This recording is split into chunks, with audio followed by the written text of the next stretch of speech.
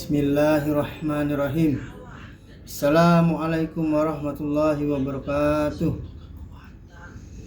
Alhamdulillahirabbil alamin hamdan syakirin hamdan yuwaffi ni'amahu wa yukafi mazidah. Ya Rabbana lakal hamdu kama yanbaghi li jalali wajhikal karimi wa azimi sultanik. Allahumma shalli wa sallim ala sayyidina Muhammad wa ala ali sayyidina Muhammad. Perkenalkan, nama saya Amrullah, nomor induk siswa 20 10 10 10 10 10 10 2. Program studi PJJ Sistem Informasi untuk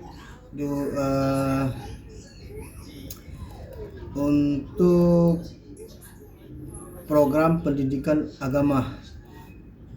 Saya akan menerangkan mengenai sumber hukum agama Islam atau Al-Quran, hadis, ijma, dan kias. Ini dosen pengampu. Saya ucapkan terima kasih kepada dosen, yaitu Al-Mukarram Al-Ustaz Muhammad Ikhwani Saputra. Baiklah, untuk kata pengantar saya,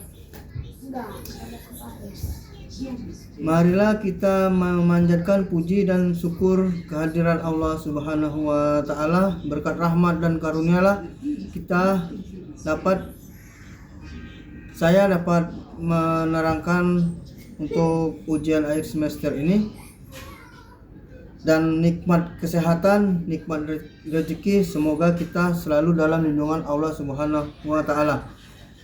Dan juga kita panjatkan puji dan syukur kepada Nabi besar kita, Nabi Muhammad SAW, beserta keluarga, sahabat, dan para pengikut-pengikutnya hingga akhir zaman. Baiklah, yang pertama saya akan menerangkan mengenai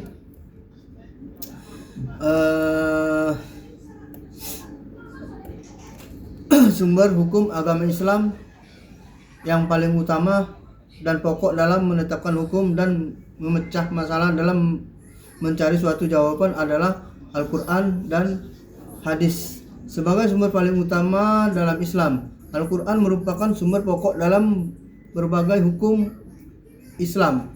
Al-Quran sebagai sumber hukum isinya merupakan susunan hukum yang sudah lengkap, tidak diragukan lagi. Selain itu juga Al-Quran memberikan tuntunan bagi manusia mengenai apa-apa yang seharusnya ia perbuat dan ia tinggalkan dalam kehidupan sehari-hari. Sedangkan hadis merupakan sumber hukum yang kedua setelah Al-Quran. Di samping sumber ajaran Islam yang secara langsung terkait dengan keharusan mentaati Rasulullah SAW, Allahumma sholli ala Muhammad, juga karena fungsinya sebagai penjelas bagi ungkapan Al-Quran mujmal, mutlak, a'am, dan sebagainya. Al-Quran merupakan hidayah Allah yang melengkapi segala aspek kehidupan manusia. Sumber paling utama dalam Islam adalah Al-Quran yang merupakan sumber pokok bagi akidah, ibadah, etika, dan hukum. Al-Quran merupakan sumber primer karena tidak lepas dari apa yang dikandung oleh Al-Quran itu sendiri.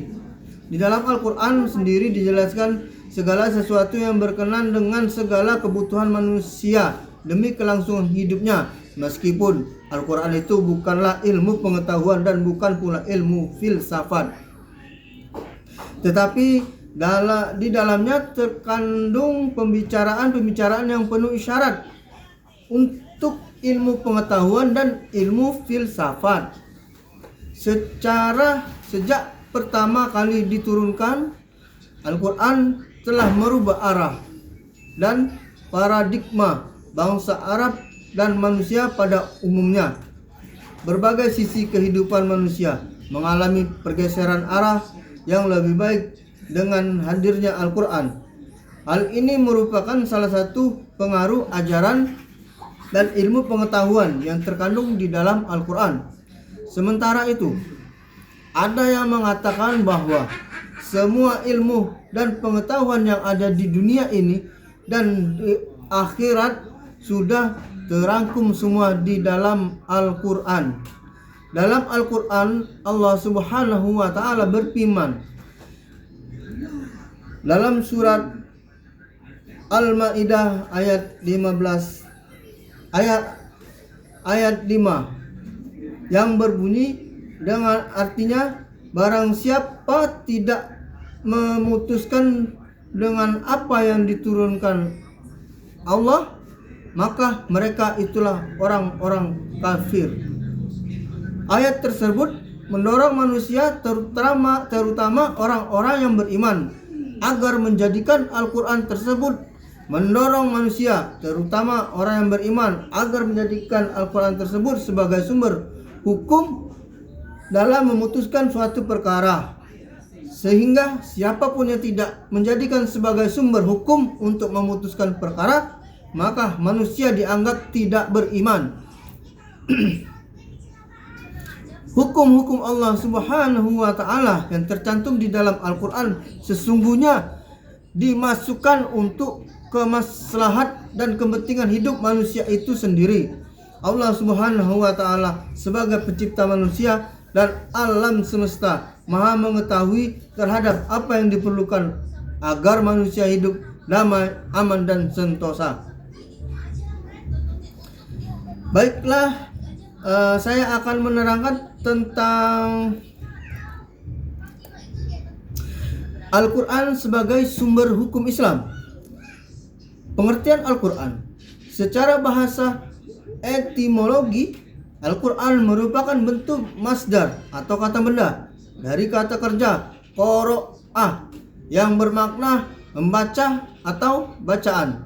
Ada yang berpendapat bahwa Quran adalah masdar yang bermakna isim maf'ul, karenanya ia berarti yang membaca atau makruh.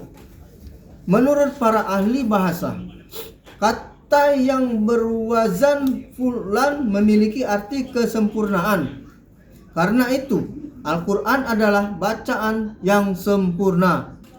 Sedangkan pengertian menurut istilah terminologi, Al-Quran adalah kitab Allah yang diturunkan kepada utusan Allah Nabi besar Muhammad Sallallahu Alaihi Wasallam yang termaktub dalam mushaf dan disampaikan kepada kita secara mutawatir tanpa ada keraguan lagi.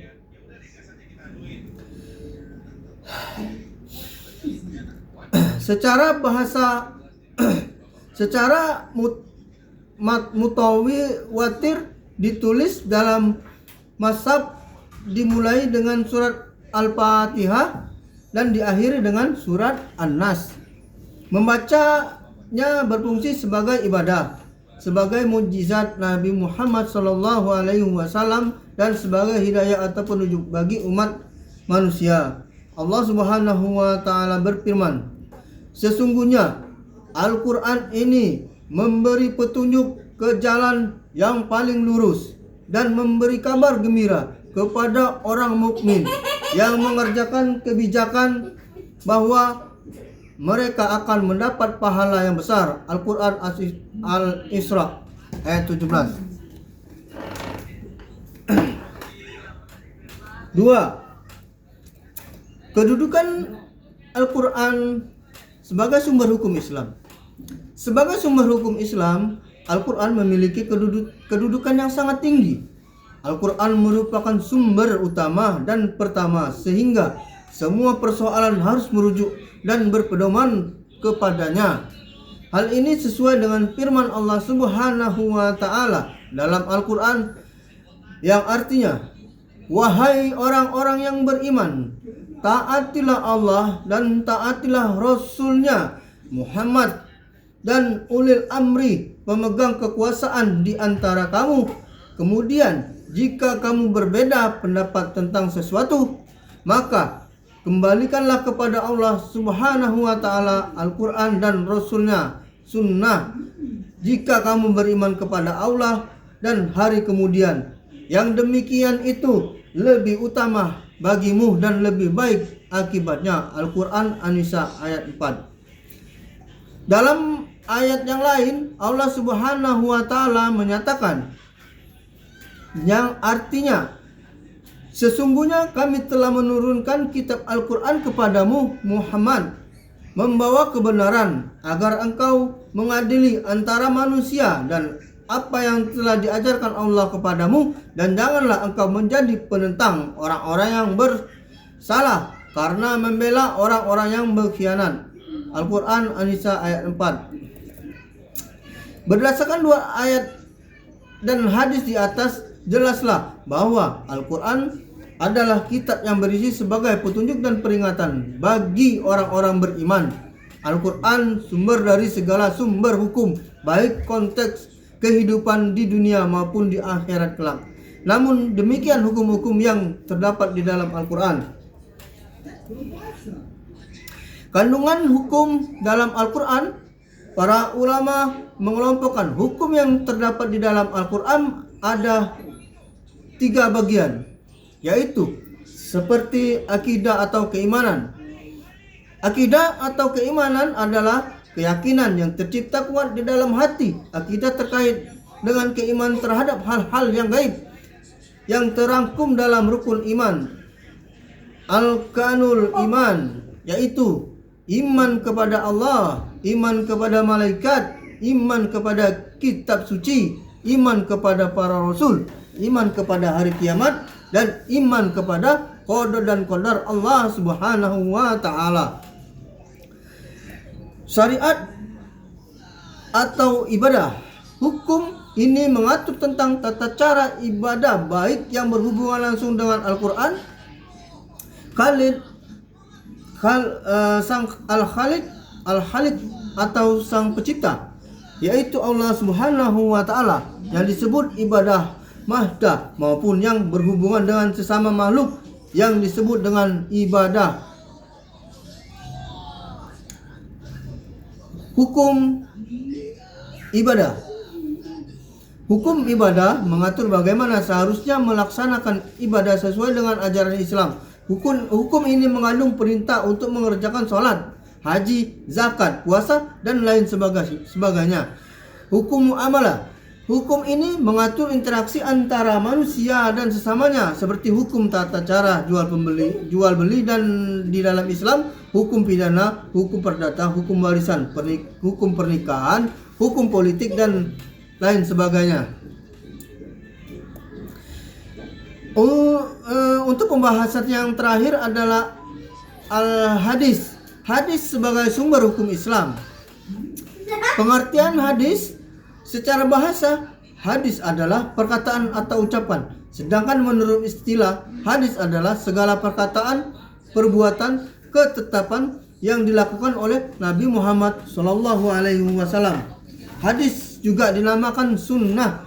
Namun demikian, ulama hadis membedakan hadis dengan sunnah. Hadis adalah ucapan atau perkataan Rasulullah, sedangkan sunnah adalah segala apa yang dilakukan oleh Rasulullah SAW yang menjadi sumber hukum Islam. Hadis di dalam arti perkataan atau ucapan Rasulullah terdiri atas beberapa bagian, saling terkait satu sama lain. Berbagai-bagai hadis tersebut antara lain sebagai berikut. Sanad, yaitu sekelompok orang atau seorang yang menyampaikan hadis dari Rasulullah sampai kepada kita sekarang ini. 2. Matan, yaitu isi atau materi hadis yang disampaikan Rasulullah. Rawi, yaitu orang yang meriwayatkan hadis. Dan selanjutnya untuk kedudukan hadis sebagai hukum Islam. Sebagai sumber hukum Islam, hadis berada satu tingkat di bawah Al-Quran. Artinya jika sebuah perkara hukumnya tidak terdapat dalam Al-Quran, yang harus dijadikan sandaran berikutnya adalah hadis tersebut. Hal ini sebagai firman Allah Subhanahu wa taala, dan apa-apa diberikan Rasul kepadamu, maka terimalah ia, dan apa-apa yang dilarangnya, maka tinggalkanlah. Al-Quran Al-Harsi ayat 59. Demikian pula Firman Allah Subhanahu wa taala dalam ayat yang lain, barang siapa menaati Rasul Muhammad, maka sesungguhnya ia telah menaati Allah Subhanahu wa taala, dan barang siapa berpaling darinya, maka ketahuilah kami tidak mengutusmu Muhammad untuk menjadi pemelihara mereka. Al-Quran An-Nisa ayat 4. Demikian yang bisa saya sampaikan untuk ujian semester dari Universitas Siber Asia, program studi pendidikan agama. Untuk itu, lebih dan kurang saya mohon maaf kepada Allah, saya mohon ampun. Astagfirullahalazim, astagfirullahalazim. Demikianlah yang bisa saya sampaikan, lebih dan kurang saya mohon maaf. Wabillahi taufik wal hidayah. Wassalamualaikum warahmatullahi wabarakatuh.